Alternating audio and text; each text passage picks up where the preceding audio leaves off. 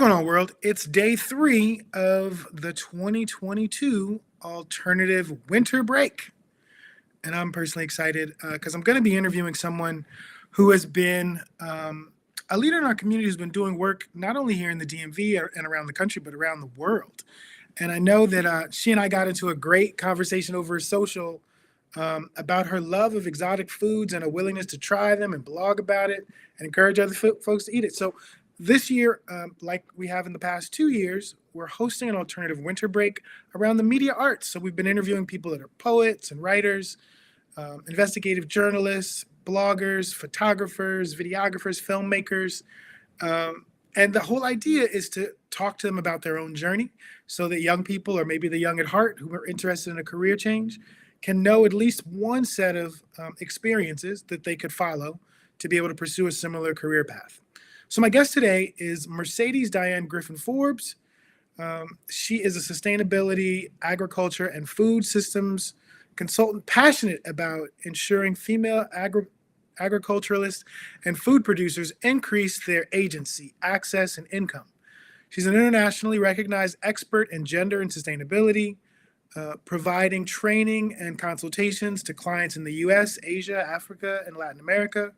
Her diverse background includes experience working with the United Nations, in the U.S. Agency for International Development, USAID, the Georgia Coalition for Black Women, the National Minority AIDS Council, and the Washington, D.C. Humanities Council.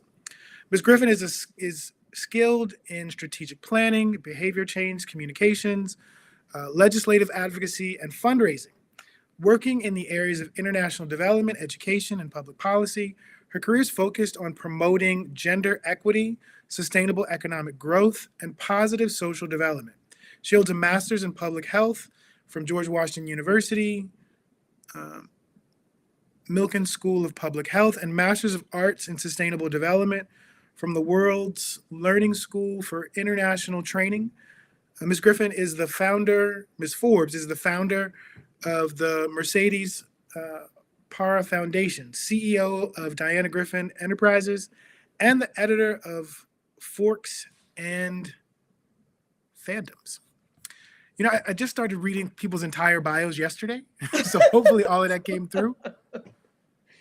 Oh, wow.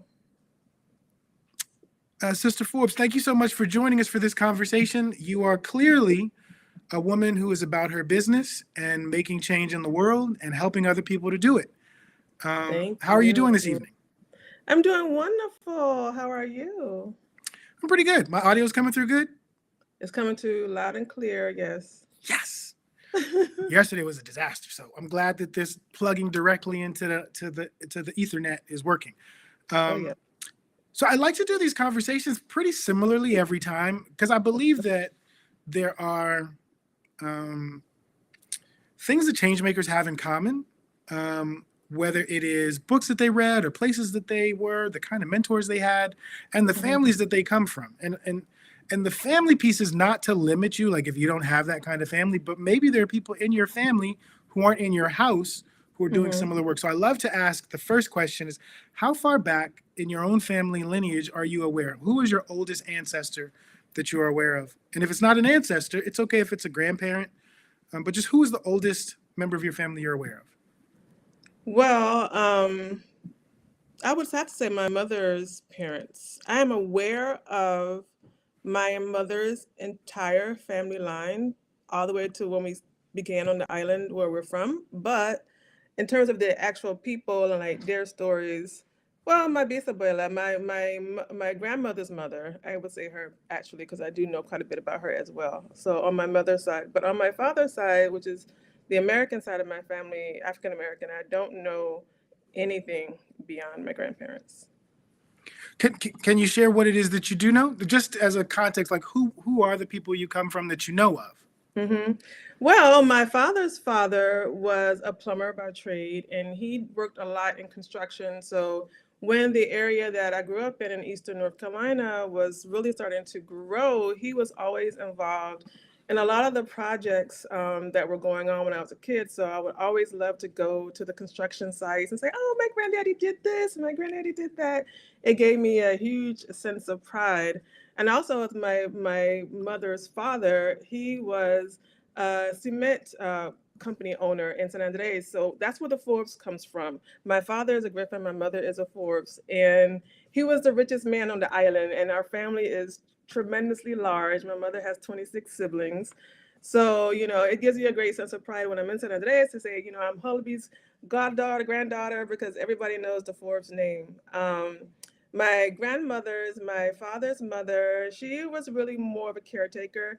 She stayed at home for the most part, but she had a lot of different odd jobs here and there, working with people around the town that we grew up in. But she was really passionate about church. She was really into the church and served on the church in various different roles. My mother's mother also was a homemaker. She didn't really work outside the home, but she was very entrepreneurial. She was always doing things like sewing and making clothes, and she could knit and do weaving and just do all kinds of things. So both in Colombia, I didn't mention my mother's Colombian, and San Andres Island is where my family lives. My family there were very much entrepreneurs, and my African American family from Clifton, North Carolina, same. They were very, creative and were always doing things with their hands and very involved in the community. So I get that from them. You were apparently a very good interviewee, because I'm gonna get to it later and ask if the knowing about these amazing entrepreneurial women is part of what has influenced your work. But before we get to that, maybe talk a little bit about your parents, what it is that they do or did, just so we get a sense of like the folks that raised you. Well, my father, again, my father is African American. He's from Clifton, North Carolina. He's a military man. He was in the Army for 20 years. And my father likes to say, he graduated high school at 16. And he's like, as soon as he graduated, he told the man, now you're going to pick your own tobacco. Because he was working in the tobacco fields like most of the people in our town. And he always says I wasn't going to be another little black boy in the tobacco field. So he wanted to do something more, see more, go different places, have a whole new world. And so for him, what he knew at the time was the military. He did educate himself, wasn't in the military though. So he has a number of degrees. I guess that's where I get that from too. But he's also in the ministry. He followed that path after he left the Army. And so now he's a minister in Louisiana. But my father's a coach and a consultant and a motivational speaker. He always was doing things like Toastmaster and was very much on me to use my voice and to be a critical thinker. And even though we actually hold different religious views, it's never been an issue because my father has always been like, use your mind. You have your own mind, so use it. My mother is a seamstress by trade.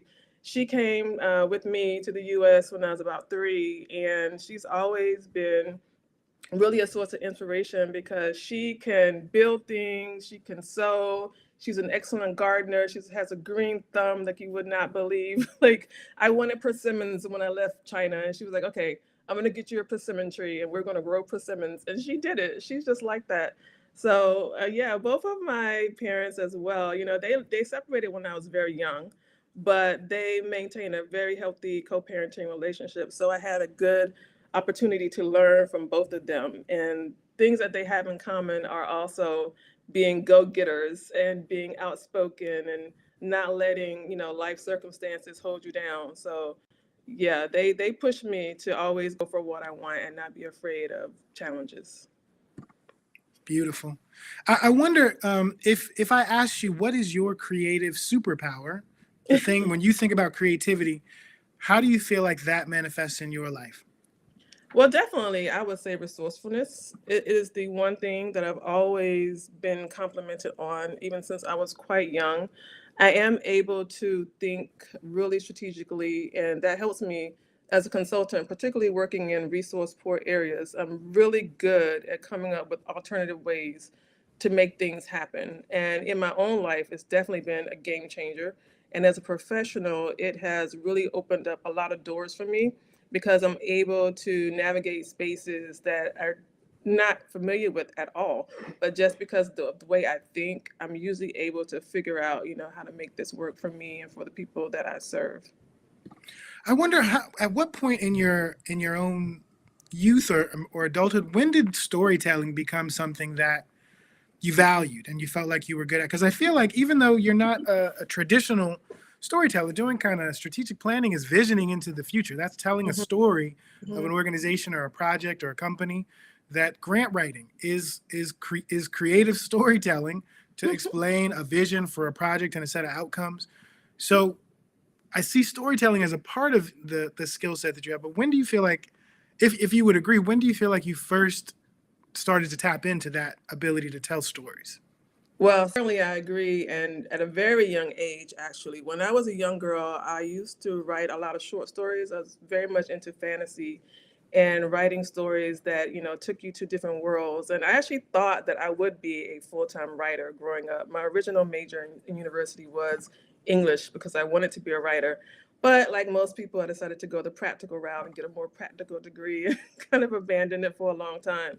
But poetry, open mic, that was my thing all throughout college. I was always at a show, trying to perform. And I just love storytelling. I think that, being able to reach people in nuanced ways by opening up their minds and being able to create a picture is oftentimes the best way to teach and get people to understand that maybe they need to redefine, some things that they've been holding on to and really look at their perspective a little bit differently. And I think stories are powerful because they can do that.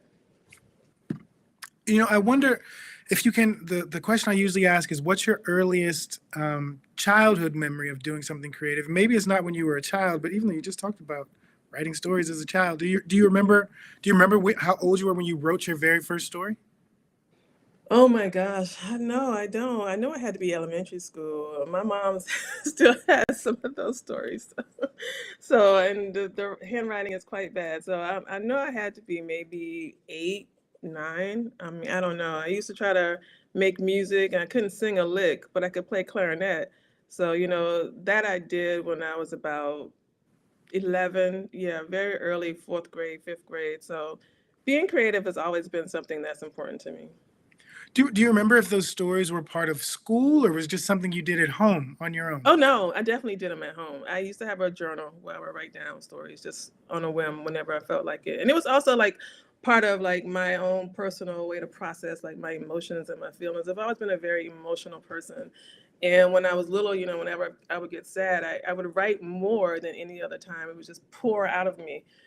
So yeah, definitely always on my own. No one had to tell me to write. This is a really great point. I wondered, because you said your mother actually still has some of those stories. Was this a creative impulse, at least that was um, valued because she still has them? But was it something that Mhm. was encouraged at home? I wouldn't say it was encouraged in that there was any conversation around it. My mother is one of those parents that kind of holds on to everything her kids does, and particularly me because I was the oldest and I was the only child until I was about 9. So she has a lot more of my things than my siblings, just because it was just me for such a long time. But she did try to create space for me to write. I remember when I was little, I had like a little miniature table and chair set that I could sit down and write. She was very much about making me look for opportunities at school and get involved in as many school programs as possible. I did show theater, I did band, I did chorus, I did all kinds of things. And so we weren't a family that had a lot of money, and my mom had to work multiple jobs when I was growing up, so school programs was the only option. There was no money to put little Diane in ballet or anything like that. So if the school didn't offer it, then I didn't do it. So I had to, make sure that I was on top of what the school was offering so that I could have some creative outlets. That's a beautiful thing. Where'd you go to school? I grew up in Grifton, North Carolina. So for elementary, I went to Grifton School. My school had the same school for K through 8th. And then, well, actually, part of 8th grade, I was in Indianapolis with my father at Stony Brook Junior High for a while. Then high school, back to North Carolina. I went back and forth between my parents quite a bit, more so in high school than I did when I was younger. So some of my high school is in Indianapolis, but the bulk of my high school was in Georgia. So I actually finished in Georgia with my dad, my junior and senior year, Glen Hills High School in Augusta, Georgia. And that is actually my fondest high school memory. I really loved that school. It was the first time I had been in a predominantly Black school. And it was the first time that it was Black middle class, because growing up in North Carolina, unfortunately, most of the Black people that I grew up around were quite poor. So I wasn't really exposed to like affluent Black people until I went to Georgia. And it really allowed me to see that, oh, there are Black people that do things, that run things, that control things. And it really sparked something in me that I feel made my life very different from what it probably would have been otherwise. And I went to Clark Atlanta in Atlanta, Georgia, because of the experience that I had in Augusta. And how was your experience going to, is Clark a HBCU? Yeah, baby, So, HBCU. so you were, I think you are my, yes, you are my third guest in a series of three, all of whom have gone to HBCU. So maybe talk a little bit about, because some of the people who are watching this are high school students who are thinking about college and whether or not it's for them. So there's an opportunity to talk about that experience you had at Clark. Yes. The HBCU experience, to me, is like none other, because you feel like you're at home in a way that you don't at other institutions. And I can speak for that because I have been at several other institutions. When I was in college, I did several fellowships that took me for months to other universities because I wanted to make sure that I would be marketable with my HBCU degree. Because unfortunately, I don't know about now, but back then, if you had an HBCU degree, unless it was Howard, you really weren't taken seriously as an academic. So, I went to Notre Dame and I went to Georgia State and I did all these other programs, but I mean, I knew that I had professors and teachers, professors and counselors and people on campus who could look out for me when I got sick and I needed to go to, the clinic on campus. The nurse took care of me like she was my mom. When I had financial issues and I couldn't afford housing, my counselor made sure that I got housing. She put me on Morris Brown's campus in their dorms. That would not have happened, I don't think, at a traditional university. No one's looking out for you like you're their daughter at these schools. And, when I went to Notre Dame, half the time, we're at the Multicultural Student Center because someone has had some teacher say something to them that makes them feel like an outcast and unwanted. And there's always some racial something, the Black graduation and the Latino graduation and this graduation. I'm like, why are we going through all this? Can we just go to school? Can we just study? I don't want to deal with this when I'm in college. And, for me, I don't know if it's a generational thing, but definitely I wanted to be around Black leaders. I wanted to be around, people that I felt could open doors for me. I wanted to take classes that were Black focused. When I'm studying biology, I want to know about sickle cell and how slavery and the breeding that went on during slavery created this anemia that we're all dealing with now. I wanted things to be relevant. I didn't want to hear anything else about Europe, European history, European ancestry. I didn't want to read any more books written by any old white men. I wanted something that was relevant to me and my people and my community. And so for me, HBCU was the only way to go. And I absolutely loved my experience at Clark Atlanta. I wonder, because you're the first person I've been doing this for 2 years now. This is the third year. You're the first person that's gone to an HBCU that talked about having fellowships at other universities as part of their own undergraduate, or is that part of your graduate? Undergraduate. So part of your undergraduate experience. Maybe can you share a little bit about that, because you're the first person to talk about that? Okay, well, the first program that I did was called Candex McNair. So the McNair Fellows is a trio program by Department of Education for minority and low-income students to promote them going into advanced degrees.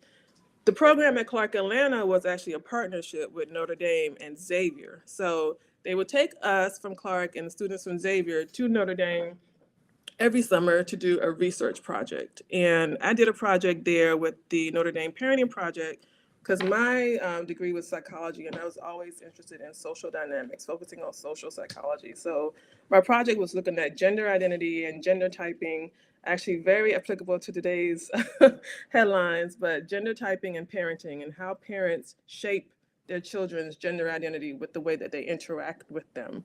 That was my project, and I was there for 3 months. And when I was there, I also found out that they had another exchange program in partnership with Clark Atlanta. And it was a cooperative exchange fellowship. So you had to design your own coursework and research. And I applied to that and was able to work with the behavioral projects that Notre Dame had, looking at kids that had special needs and academic and motivational learning. So I stayed an additional term with that program. And again, I love Notre Dame, so I kept looking for reasons to stay there. After I graduated, I went back to Notre Dame to do the Pew Fellows, Younger Fellows program. So I did a project in statistical discrimination, looking at the housing, employment, and what was it, housing, employment. There was a third sector, I can't remember it right now off the top of my head, but looking at how statistical discrimination is used to keep people of color from being able to maximize their potential in these different economic sectors. So things like redlining, things like taste-based preferences when it comes to hiring. That's the type of things that we looked at, and we had to crunch the data to support, our hypotheses. And I was there the entire summer doing that as well. Then I went to Georgia State to do anthropology and African American studies. This is called post-bac studies at this point because I've already gotten my degree, but it's prior to getting a master's degree. So it's like an interim phase. So I was doing all these things, and Loyola. I did a cultural diversity fellowship at Loyola for a term. So I was moving around, getting all this supplemental education that I felt kind of filled in some of the gaps that I missed by being in an HBCU that didn't really have the resources to give me everything that I wanted from my academic career, but also to create linkages so that I would be more marketable after graduation. And then I did that up until a year after I finished my bachelor's. Wow. Okay, so you've It's introduced a lot of new ideas and opportunities that we've never even discussed. And frankly, I didn't actually know that this was part of your own academic history, which is really inspiring. Number one, that you were willing to dedicate your summers to continue to do research in areas that you were interested in. How clear were you as an undergrad that the kind of work you do today, like how accurate was that vision for your future to what you are actually doing?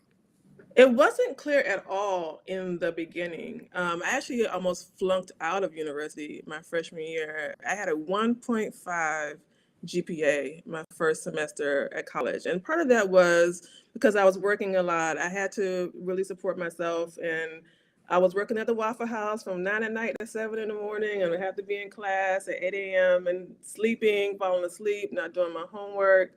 It was really hard. It was a struggle. And because of that, I had to stay out the next term because when you get below 2.0, they're like, okay, you're not serious, you got to go.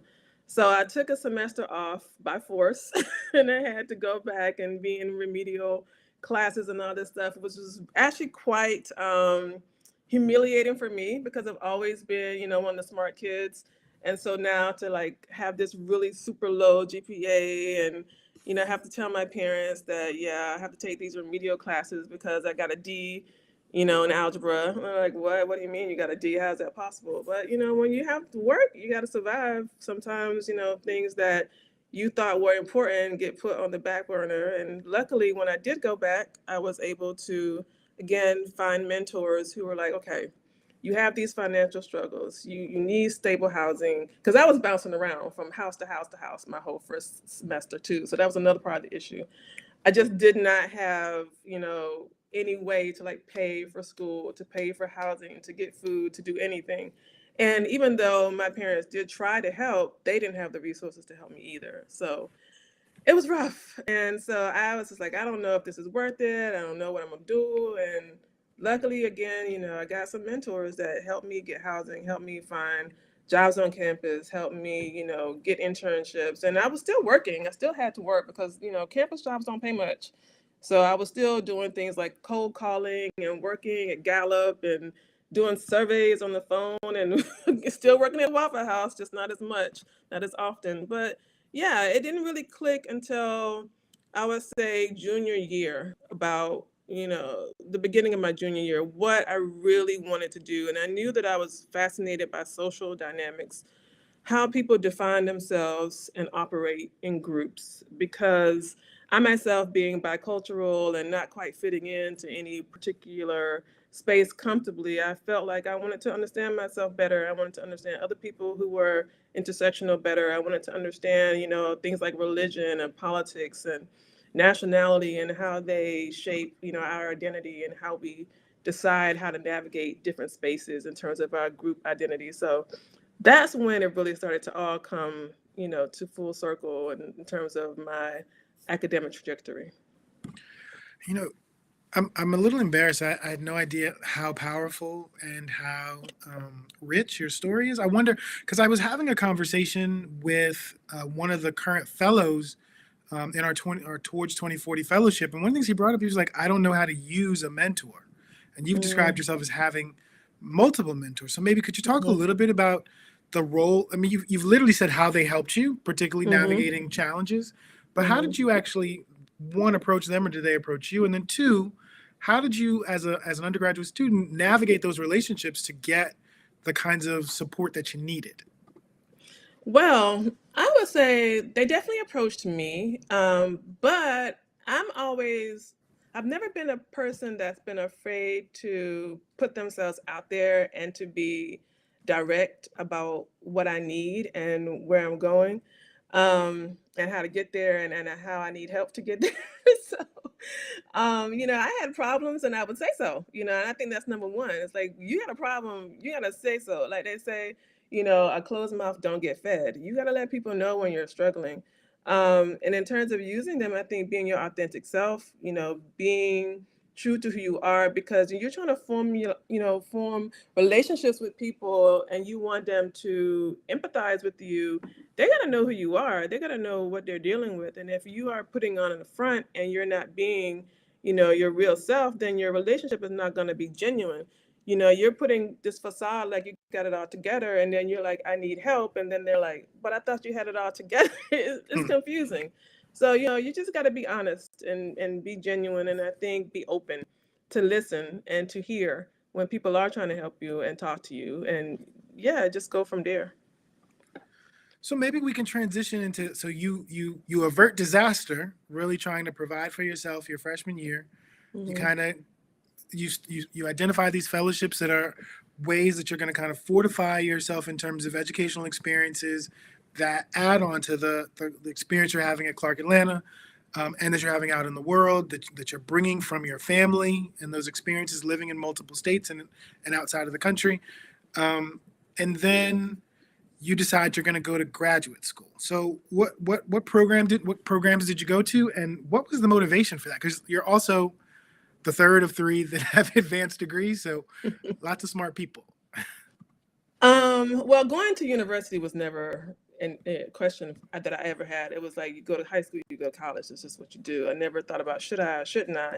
But I didn't know that if I wanted to really elevate myself, it would require an advanced degree. I always intended to have an advanced degree. I actually intended to have it a lot earlier. My original plan was university straight to law school, and I got derailed, again, finances and also life. I started traveling a lot and not being in one place long enough to really focus and settle down on my graduate, school plan. So it got pushed back time and time.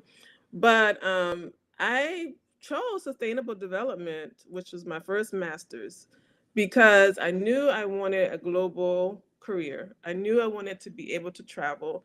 With my mother being from South America, I was always very aware of development issues and the things that people deal with all around the world. And because of my studies at Georgia State in Africa and African diaspora studies, I knew that I wanted to do something that would allow me to go to Africa. I could not go to Africa on my own. Those plane tickets are like $2,000. So I needed to shape a career that would let me go and do and see the things I wanted to do. So at the time, sustainable development was a really new emerging field. The United Nations was having their first Sustainable Development Conference in a couple of years, and I knew that, okay, this is something maybe as a Black woman in particular, not having a lot of Black women in this field, it'd be a good opportunity for me. I ended up in Vermont because I was going to do the Peace Corps. Peace Corps has an international fellows program where they will pay for your master's degree if you go into the Peace Corps after you complete the program. And that is what I was going to do, because the school, which is World Learning School for International Training, World Learning is based in DC, but the university is in Vermont. They only do international studies programs. That's all that they do. Um, and when I got there, though, I said, I don't know if I want to do Peace Corps. So I changed my mind about the Peace Corps part, but not about the education part. So I paid for my own degree, and I did not go to Peace Corps. I actually went to China to work for a year after graduation, and I did my fellowship, which is a requirement of the degree, partly at the UN in New York for the summer, and then in China teaching in public school for the year after. And so that is how I got that degree. The master's in public health I actually just completed in June. And that came about because of my career working in agriculture and food systems, and seeing the gaps with people who are growing food and exporting food for the whole world, but they themselves are starving and suffering, chronic malnutrition and all the problems that come along with that. And to me, like, that's a huge disconnect that is unacceptable. There has to be something done about that. So I wanted my career to be able to encompass more of the nutrition and food security aspects of the work, not so much just focusing on the marketing and business side of agriculture and food production. So that's the reason I did the second MPH. But in between, I actually went to law school. I went to law school for a year and a half. I had a very young baby, though, at the time, and it was just really hard for me to push through law school as a single mom. I do have a great father for my son who we co-parent well, but still, I couldn't do it. I don't know how people are able to, but I'm not cut out like that. I needed to be home with my kid, and yeah, I couldn't focus on anything when he was around. So having a newborn baby and trying to go to law school didn't work for me, but it is a dream deferred. I do want to go back, so maybe adding some more letters to my name. There's this, I don't even remember the brother's name, but it's this older, tall elder who walks around DC, and his favorite quote is, "There is no culture without agriculture." And this idea of being able to produce the food that you eat. I've got good friends who do things like run community gardens here in DC. And one of my favorite things about traveling to Uganda is that it is a place where the soil is so rich you could literally drop a seed any place and grow whatever it is that you want, so that there's literally rows and rows and rows of fresh fruits and vegetables grown in the country locally, by the people likely selling it. And to the point that one of my favorite communities are the rapping farmers. There's a community of MCs that are also farmers. So they farm for a living, but they create music for their passion. I wonder, in the work that you've been doing globally, the ways in which culture intersects with agriculture, and how the ability to distribute produce and fruit and food in general, how that potentially ties in or doesn't with the ability to distribute the cultural products that people make. It's interesting that you asked that, because I just came back from Zambia about a month and a half ago, and there were no cultural products that people were making, and I was quite shocked. I was working with a group of farmers there. And one of the discussions that I had with the cultural officer was about the cultural disconnect that has gone on there. And a lot of that does have to do with religion, and the fact that, a lot of African religions are based in nature and animism and, the environment and their connection to the land and the sun and the earth and all of that, and the art that they create is a reflection and extension of that. And so you lose one, you lose the other. And that is something that happened in the community that I was working with. And it was really stark to me, because I was there for weeks walking around like, do you know anyone that makes handcrafts? Are there any women that are producing tapestries? Nothing. I've never seen that in any country that I've gone to. And I'm wondering, like, is this a trend that I'm going to see elsewhere? Because I haven't been abroad since 2019 because of the pandemic. This was the first year that I was able to go. And it was quite disturbing, actually, to see that, because, yeah, they're all interconnected. I mean, if you look at, like, religion globally and cultural expressions in terms of philosophy and worldview, they're very tied to food production. Our ancient gods are tied to our, agricultural cycles. Everything about the way that we interact with the earth for a millennia had to do with food production. And so we are getting away from that, and we're getting away from it globally. And I do feel like it does negatively impact the ability for people to be creative and to tap into their inner selves in a way, because being able to make things with your hand and being able to create and unique things that are a unique expression of yourself and your culture and your identity and how you see the world, it's kind of hard to do when we're all homogenous. We all think the same and have this group think that's dominating the planet. But so I won't go on a tangent with that one, but yeah, it's something to think about. Well, maybe can you talk? You talked about that trip to Zambia being unique. Are there? You talked about traveling to China. You talked about working in Latin America. Like, Mhm. how are culture and agriculture manifesting in other places that you've been? Well, I would say that everywhere, food is really one of the core tenets of cultural identity and cultural expression. And things around food, like doing pottery, for example, to house your food, to prepare your food, even how people build their homes, the placement of the kitchen, the placement of the stove, in some places the kitchen has to face a certain direction because of spiritual beliefs. The stove has to be in a certain place because of spiritual beliefs. It's all interconnected. Um, I would say for most of the African countries that I have been in, I'm usually in areas that are dealing with some sort of devastation. Either there's a drought or there is, a lack of access to water because of infrastructure, not necessarily a drought, but it could be infrastructure. It could be they don't have roads. It could be political unrest. It could be a number of things, but there's usually some sort of devastation that is negatively impacting the people's ability to produce food. And so I am coming into these areas not seeing what you saw in Uganda, lush, green, beautiful, gardens flourishing everywhere. I'm seeing the exact opposite. I'm seeing dead soil. I'm seeing crops that are treated with various agrochemicals. I'm seeing people who themselves are dealing with the health ramifications of being surrounded by all these agrochemicals. I'm seeing, people who are growing onions to hopefully export, but going to bed every night with an empty stomach. So what I'm seeing is very, very different from what you saw. Um, and I have worked in, at least 14 African countries, if not more. I mean, many. In Latin America, in my experience, is a little bit better off. One, because of economics. Those countries are economically stronger. They don't have the same history of colonization that Africa does with Britain and France and Portuguese.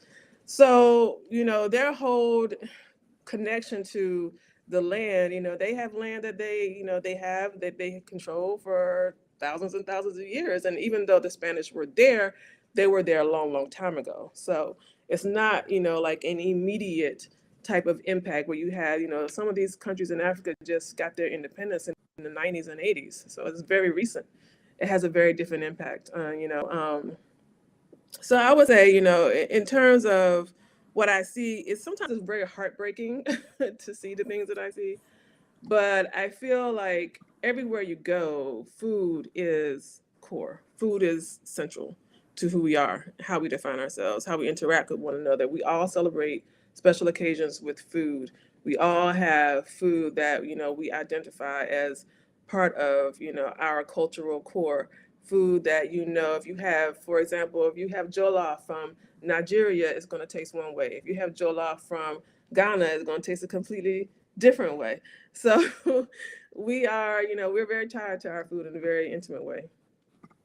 No Jollof arguments on this broadcast. Nigeria jollof. I think this is really It's interesting because, to be honest, when I travel to Uganda, one of the things that I think about is that it's one of the three countries in Africa that are regularly on the news in America, the others being Egypt and South Africa, in terms of American interest in it for different reasons, especially Mm-hmm. in the last 5 to 7 years around kind of the work that Christian missionaries from America are doing there, or the interest of the U.S. government in terms of the expansion of its embassy and all that, on all of those things. I wonder, because one of the things I've seen happen a lot in the Middle East in particular, or in the Arab world, is the development of programs around storytelling sponsored by USAID. And I wonder, Mm-hmm. what is it from your own experience having worked with USAID, and we worked with USAID too, why do you think that storytelling, particularly in the Middle East, is seen as something that could be transformational um, in that region in particular? That's actually something I am not aware of. That's news to me. I didn't know that they were funding storytelling initiatives. Well, it's usually it's usually called street theater. So people will do kind of pop up theatrical events where they're telling a story about a tradition or a community, and you don't even have to know the details of that, but just wondering why public storytelling outside of a theater. Mm-hmm. I've seen similar things in the U.S. in terms of public street theater. Why that would be of value to U.S. interests in the Middle East. I can't say specifically. I can say from the development aspect, we use community theater a lot when we're trying to teach people something. So, for example, like if we're trying to have a water and sanitation project and we want people to understand, why they need to do certain behaviors, we may have a community theater that will demonstrate, okay, if you do this, this will happen. If you do this over here will happen. So it creates an image in the mind. Also, you're talking about in the developing world, you have a lot of people who are not formally trained, particularly women and girls. Many countries in the world do not go to school at all. If they go at all, it is only basic elementary. That's it. So they're not literate.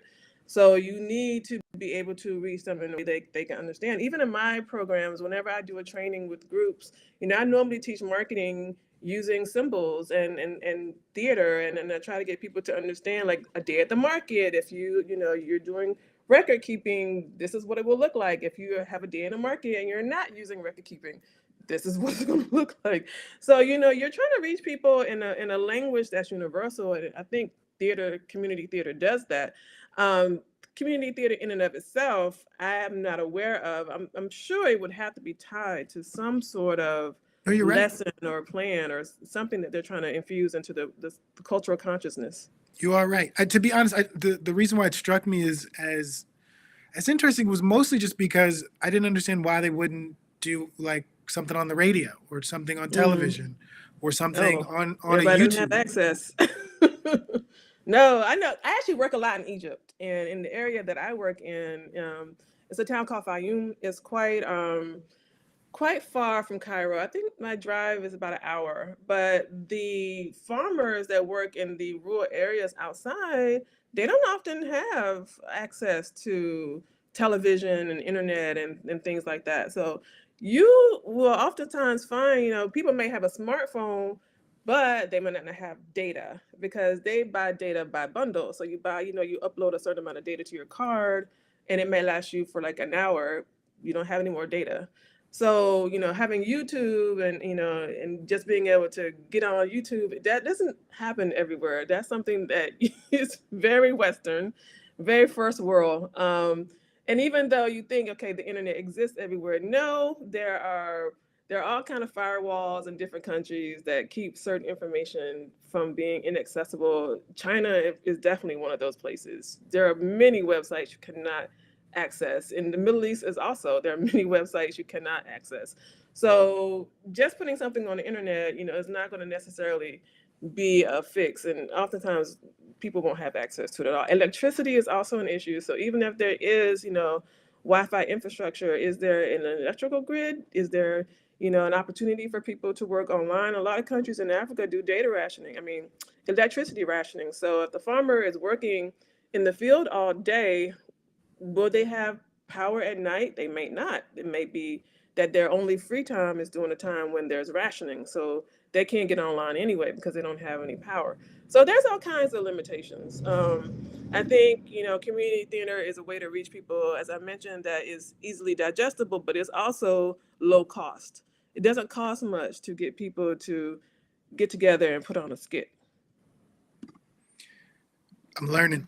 I really appreciate those insights, because one of the things I wonder, when I reached out to you about this, I didn't know I didn't know almost any of these things. I really reached out because of your travel blogging, particularly around food, and I love the idea that you could create a blog about anything, especially if it's something that you're interested in. But I knew all of this kind of educational background, but the food blogging didn't seem to fit. And even when I reached out, because you were going to eat something, Mouse. I don't remember if it was a mouse. I thought you were joking. You were like, nah, bro, I do this. And so what made you decide that blogging about food from around the world was important? And then maybe we can, because we're getting towards the end, let's talk about the work that you do specifically with women, and why centering the labor and the creativity and the ingenuity of women is central to the work that you do. Well, it's kind of all interconnected. I started blogging back in 2012 when I was doing a lot of political work in the United States. And I was doing a lot of public speaking and traveling. And I wanted to just tell the story about what I was doing, where I was going, who I was working with, what I was learning, what I was seeing. And so that's when I started DG Speaks. And as a gender specialist, which is what my title normally is when I'm working overseas, women are the predominant food producers in the world. Most of the agricultural work in the world is done by women, but they control and own very little of that resource. So for me, I always knew that the best way to empower women is to meet them where they are. And where they are is typically in food space.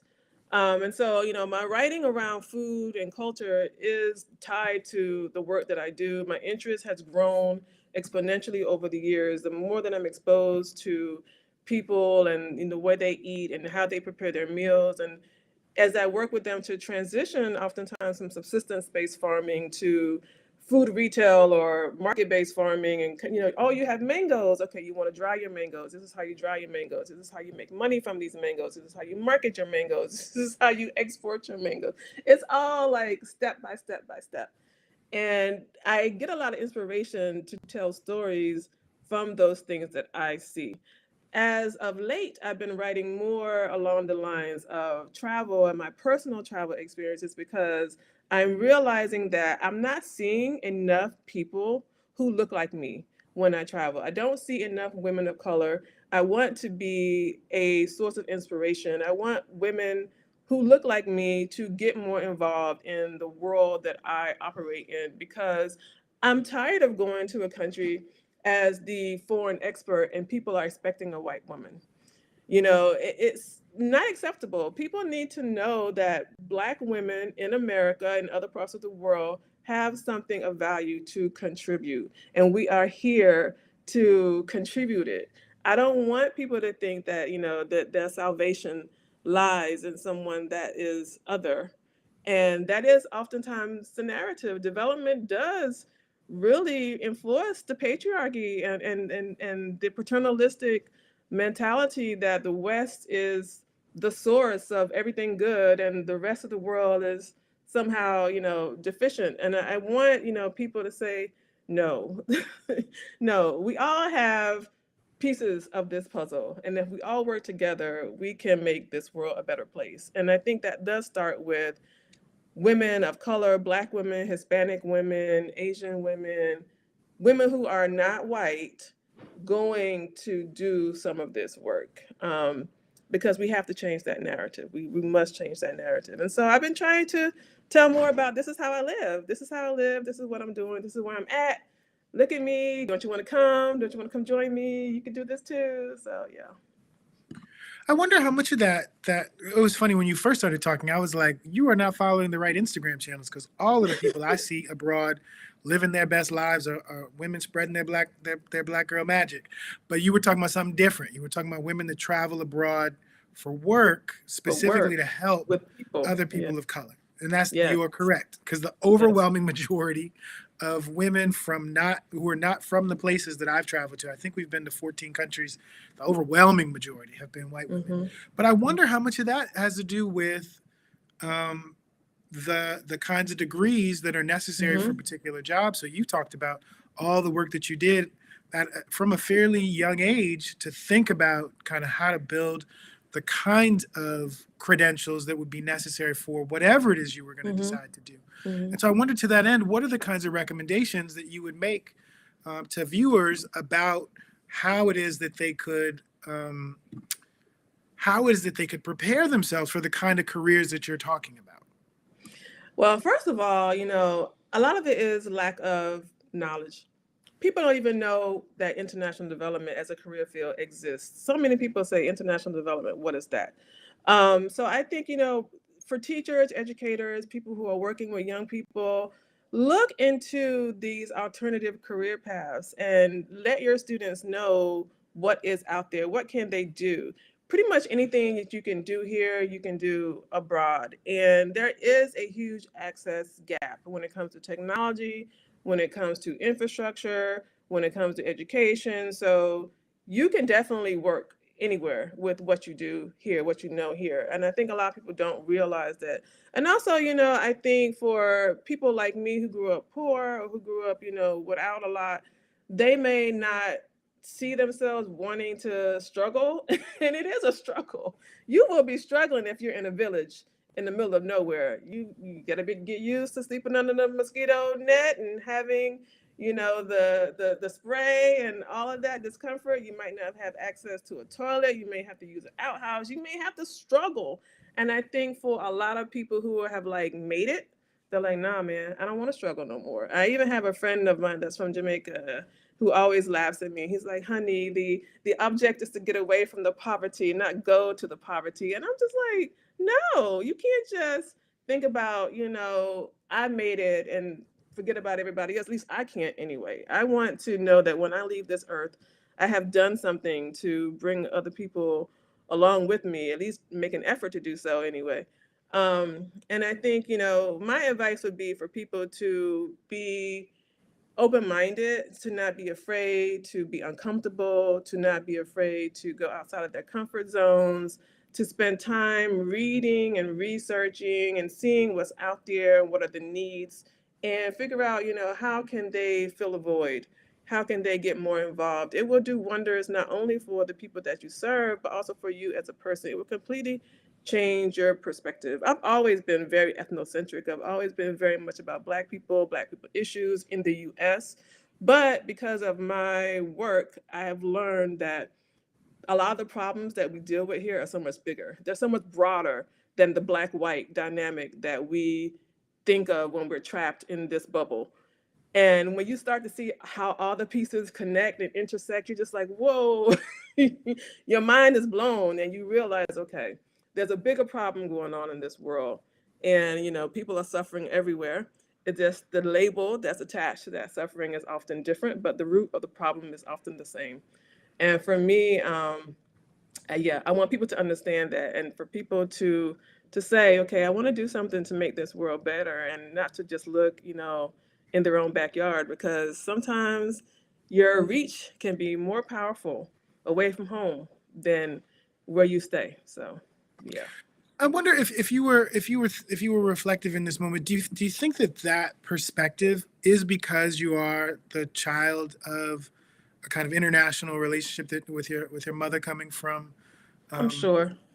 so Hmm. so so thinking about, because to be honest, while you were talking, I was also thinking about, while I was in Uganda, they wanted us to stay out in a tent, and I was like, I've never slept out in a tent in my whole life, bro. So I'm gonna go back to the hotel, and I'll catch y'all tomorrow.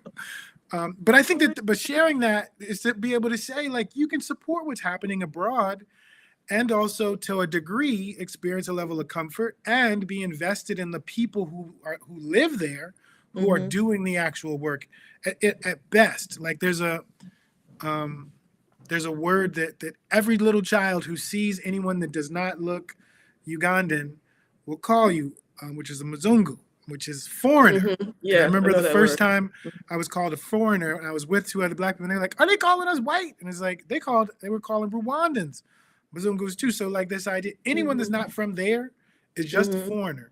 And I think that Hmm. that's a humbling reminder that at best you are a visitor in this place. You can share, you can contribute, you can help Hmm. to enhance, but you are a guest. And I think that Yes. the one thing I would also tell my friends who only travel for luxury would be that I've met lots of kind people in America. Like I feel like I have a kind of sheltered experience where I know lots of really kind people of every identity, but I've never met kind people to the degree that I meet kind people when I travel Yeah. abroad, like kind to Yes. strangers, I would um, agree. in a way Hmm. that is so genuine and so human and so trusting. Hmm. And I feel like, we got relatives abroad we need to go visit, and ways that we Hmm. can think about how to be invested in. As we get ready to wrap up, because we've only got like literally a minute.